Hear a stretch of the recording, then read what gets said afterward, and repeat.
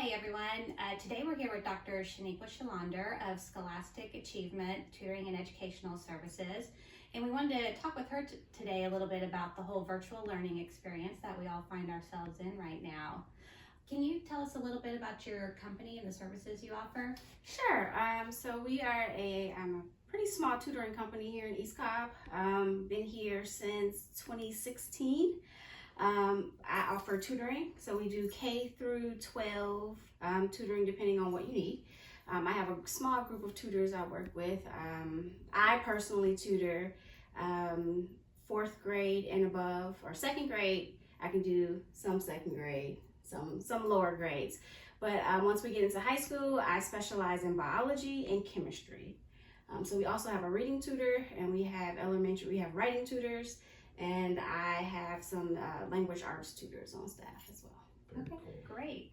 So what recommendations or suggestions do you have for best setup to help keep parents and students organized?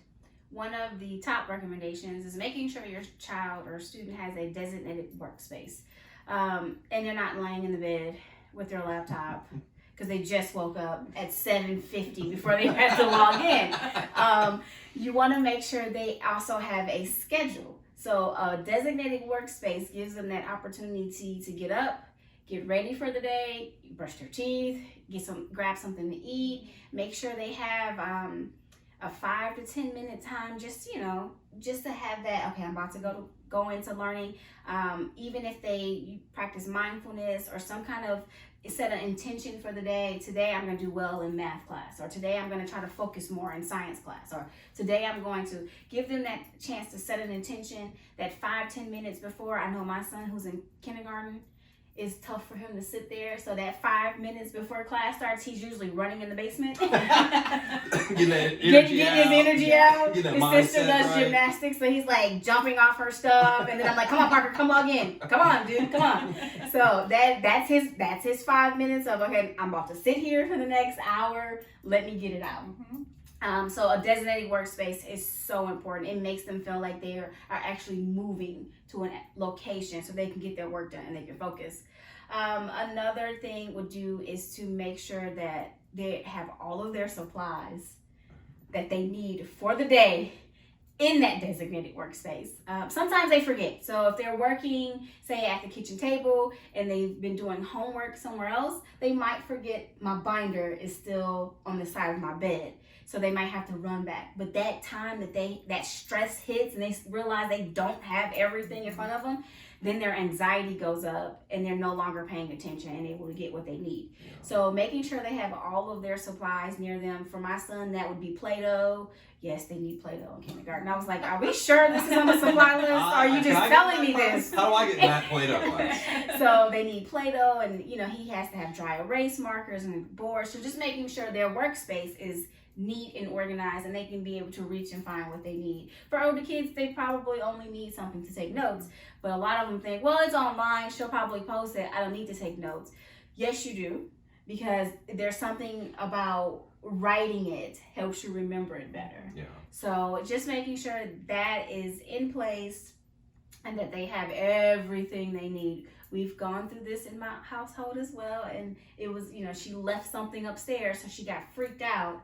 And my daughter runs up the steps, grabs it, runs back down, and within that time, she missed something that the teacher had given her. So it's so important that everyone tries to stay organized during this time, because it's not like, you're sending them to school and you hope that they're organized while they're there, but they have to maneuver from class to class virtually, clicking on different links. So just making sure that's already stressful enough, especially if it doesn't work when they try the first time, because then they freak out. So just making sure they have everything they need and they have a designated workspace it has been a lifesaver in our household. Also, a calendar has been a lifesaver. Making sure they have everything written down. There's something about writing it down that helps you remember. So I've had to go buy a new calendar just for their school stuff because their schedules change and things are different. And so I get all these different emails from the teacher saying, okay, today we're going to have to switch this up. We're going to have to move it over here. And I was like, But when I had a calendar, it was literally just erase, put it in. And so make sure everybody in the house knows, make sure, dad is doing digital learning one day. Please make sure they know the schedule. That's an issue in my house too. He's always texting me, like, where is he supposed to be? So knowing the schedule is also important. So. All right, so what kind of advice do you have for probably the parents and the kids as well to help them ensure that they're not falling behind on all this stuff? Yes, because they can easily fall behind because it's overwhelming. Yeah. It's a new stress. That's what I like to say. School is stressful enough for a lot of our kids, but this is a new stress. They're dealing with not just the pandemic, but just being online and learning a new system and starting school with a new class on Zoom is a little awkward. Not being around their friends. Not being around their friends. So it is a new stress. So one thing I would recommend again is just making sure that there has been some time carved out as a family, if you can, to say, hey, how was school today? What was the best part of school? What didn't you like so much? So to kind of get that dialogue going, and then they will tell you. You will start hearing a constant theme to say math. And then you say, oh, wait. I'm hearing a constant theme here. What's going on in math? And then that's when you find out they're struggling in math. Or another thing I like to do is to just make sure you talk to them and say, have all your assignments been turned in? And then they say, my daughter says, Mommy, I don't know. Because she's overwhelmed because there's so many different assignments for ELA, math, social studies, STEM. So I try to set a time in the evening to say, let's do a checklist. Let's go down and say, did you do all of your science work? And we look at it together and she says, yes, I did all of these. Okay. Did you turn them in? Because that's been a big issue. I want you to turn it in CTLS. Some teachers want you to turn it in on Seesaw or Flipgrid or all these OneNote. There's so many different ways. Yes, it is overwhelming. And so you can imagine if it's overwhelming to you, imagine your child. Yep. Right. And they're just like, I didn't know. So, and I'm like, well, these grades will follow you whenever we get back into the classroom. I think they think, oh no, we're back in school now, so that doesn't count. No, it counts. When you get back into the classroom face to face, those grades will count. So make sure you know, write it down, have them write it down. One thing I started doing is like a daily check-in with my child. Have you turned in all of your work? And she's like, I think I have. Can we go over it and look at it together? And I say, yes. ELA, have you done this, this, this, and this? And I know we want to give our kids that independence. And so that independence comes in me letting her go at it first. Right. And then when I get an email saying, oh, wait, she's like, oh, I thought I turned it in and I didn't. I'm sorry. So then we go into the system and I watch her turn it in. It's sometimes you have to hold their hand during this system. Yeah. During these times, I know you don't want to be that parent that's hovering, that helicopter parent, but during these times, sometimes they can get so overwhelmed and they just say, no, I'm not doing that. And that's how children show stress, right? They may throw a tantrum. Shut down. They may shut down. Right. So if you see these signs, there's something going on. So I've tried to lessen that load for her and say, okay, let's do this together. Have you turned in this? Have you turned in that? Making sure you have a plan. Even if it's in the evening and you're at the dinner table or it's in a car on the way back from gymnastics, it's usually where my conversations happen. All right, let's talk about school now because we're all busy. So trying to carve out that time to say, all right, how did school go today? What was the best part of school? What was the least part that you did not like? And that usually fosters conversation. Because if you just say, how was school today? What answer are you going to get? Fine.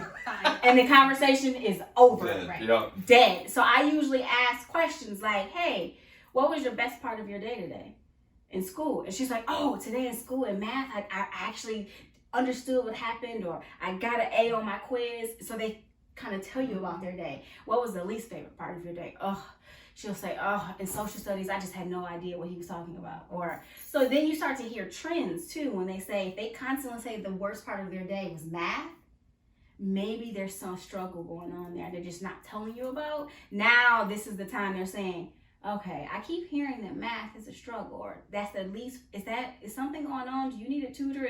Should we get you some help? So that's when, because sometimes as a parent, we may find out too late. Yep. Especially when that report card, yeah. yes. And especially with virtual learning, when they get back in the classroom, if they weren't really paying attention during virtual learning and the teacher continues, you're going to see that struggle was there and they just never said anything about it. Well, they're probably have less opportunity for one-on-one time with a teacher to get alerted that they're having an issue. And a lot of times the teacher nowadays probably won't see it until they fail the quiz or test. But you're like, okay, did they really fail that quiz or test because they didn't know the material, or they just really didn't try? I imagine that's a huge struggle for the teachers right now. Yeah, it's a huge struggle. Being the one-on-one, they can kind of read the temperature of the room and understand by the facial expressions and stuff of a kid's Or when the kid's like, oh, I just don't know. Can you repeat that? I have no idea what you're talking about. Or just little things we would do in the classroom is like exit tickets, and we would see, where are you? Thumbs up, thumbs down, sideways. I green light, I got it. I got it. You know, yellow light, no, we need red light, I need you to stop. I don't understand. But in this virtual environment, you can't get that because they're either on Zoom, turn the camera off. Right. You think they're paying attention and they're really watching Disney Plus. So, I mean, it's just making sure that as a parent, you're in the system as well, trying to follow along with what's going on. And the older kids get so annoyed with their parents. They get so annoyed with their parents with that.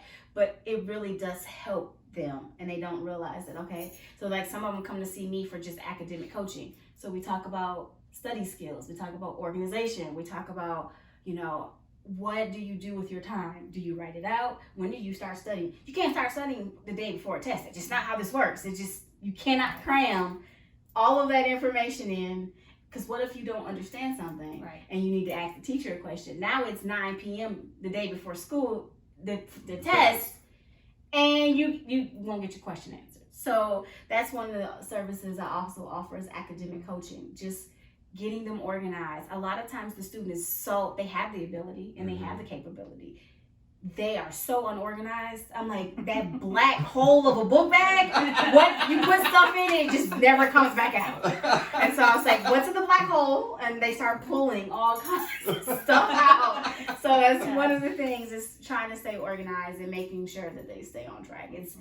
It's a lot right now. It's a lot for all of us. So another thing is just grace. Give yourself grace. Give your children grace. Give your teachers grace. Yes. We're all struggling together. Yeah. And even when we go back face to face, we're still going to have a group who are still virtual. Yep. And those teachers are trying to figure out how to teach both. It's we difficult. all still have to continue to have patience. It's an art. It's an art trying to teach face to face and make sure you're not ignoring the kids. So an already very difficult job just became a little more difficult. Just a little bit. But they're superheroes, so they'll be able to figure it out. Yeah, they are. They'll be able to figure it out. Well, thank you so much for spending time with us today. Thank you. I appreciate it. Recommendation. I appreciate it. Thank you.